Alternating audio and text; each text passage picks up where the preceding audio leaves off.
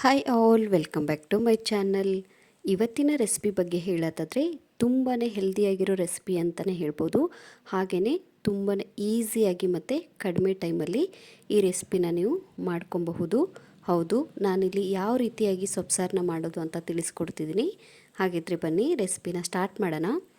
ಮೊದಲಿಗೆ ನಾನಿಲ್ಲಿ ಒಂದು ಪಾತ್ರೆಗೆ ಸಣ್ಣದಾಗಿ ಕಟ್ ಮಾಡಿರುವಂಥ ಪಾಲಕ್ ಸೊಪ್ಪು ಹಾಗೆಯೇ ಮೆಂತ್ಯ ಸೊಪ್ಪನ್ನ ಸೇರಿಸ್ಕೊತಾ ಇದ್ದೀನಿ.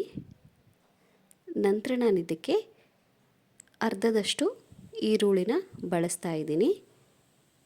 ಹಾಗೆಯೇ ನಾನಿಲ್ಲಿ ಒಂದು ಅರ್ಧದಷ್ಟು ಟೊಮೆಟೊ ಕೂಡ ತಗೊಂಡಿದ್ದೆ, ಅದನ್ನು ಕೂಡ ಸೇರಿಸ್ಕೊತಾ ಇದ್ದೀನಿ.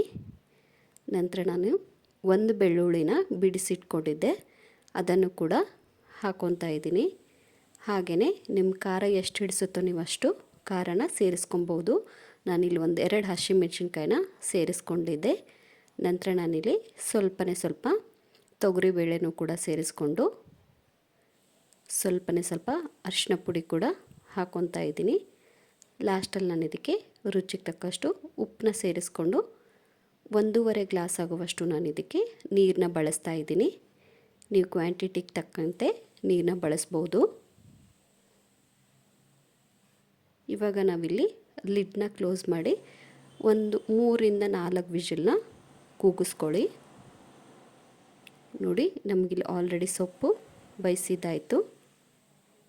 ನೀಟಾಗಿ ನಮಗೆ ಸೊಪ್ಪು ಕೂಡ ಬೆಂದಿದೆ. ಹಾಗೆಯೇ ನಾವು ಹಾಕಿರುವಂಥ ಬೇಳೆ ಕೂಡ ಚೆನ್ನಾಗಿ ಬೆಂದಿದೆ. ಇವಾಗ ನಾವಿಲ್ಲಿ ಸ್ಮ್ಯಾಶರ್ ತೊಗೊಂಡು ಚೆನ್ನಾಗಿ ಸ್ಮ್ಯಾಶ್ ಮಾಡ್ಕೊಬೇಕಾಗತ್ತೆ. ಇಷ್ಟು ಸ್ಮ್ಯಾಶ್ ಆದರೆ ನಮಗಿಲ್ಲಿ ಸಾಕಾಗುತ್ತೆ. ಇವಾಗ ನಾವು ಇದನ್ನು ಪಕ್ಕಕ್ಕಿಟ್ಟು ಒಗ್ಗರಣೆಗೆ ರೆಡಿ ಮಾಡ್ಕೊಳ್ಳೋಣ.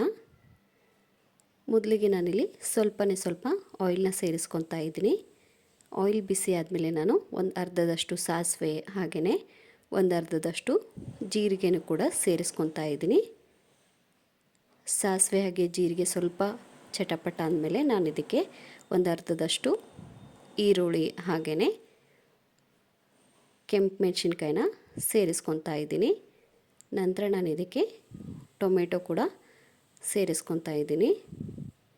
ಹಾಗೆಯೇ ನಾವಿಲ್ಲಿ ಟೊಮೆಟೊ ಮತ್ತು ಈರುಳ್ಳಿ ಹಸಿ ವಾಸನೆ ಹೋಗೋವರೆಗೂ ಫ್ರೈ ಮಾಡ್ಕೊಬೇಕಾಗತ್ತೆ.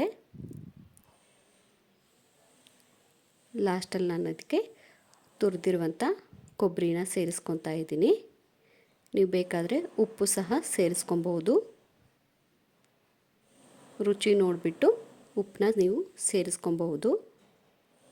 ಇದು ಫ್ರೈ ಆದಮೇಲೆ ಲಾಸ್ಟಲ್ಲಿ ನಾವು ಬೇಯಿಸಿಟ್ಟಿರುವಂತಹ ಸೊಪ್ಪನ್ನ ಸೇರಿಸ್ಕೊಂಡ್ರೆ ನಮಗಿಲ್ಲಿ ಈಸಿಯಾಗಿ ಸೊಪ್ಪು ಸಾರು ರೆಡಿ ಆಗುತ್ತೆ.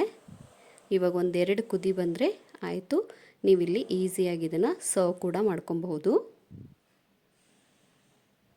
ಸೊ ನೋಡಿದ್ರಲ್ಲ ಫ್ರೆಂಡ್ಸ್, ಎಷ್ಟೊಂದು ಈಸಿಯಾಗಿ ಹಾಗೆಯೇ ಕಡಿಮೆ ಟೈಮಲ್ಲಿ ನಾವು ಸೊಪ್ಪು ಸಾರನ್ನ ಮಾಡ್ಕೊಬಹುದು ಅಂತ.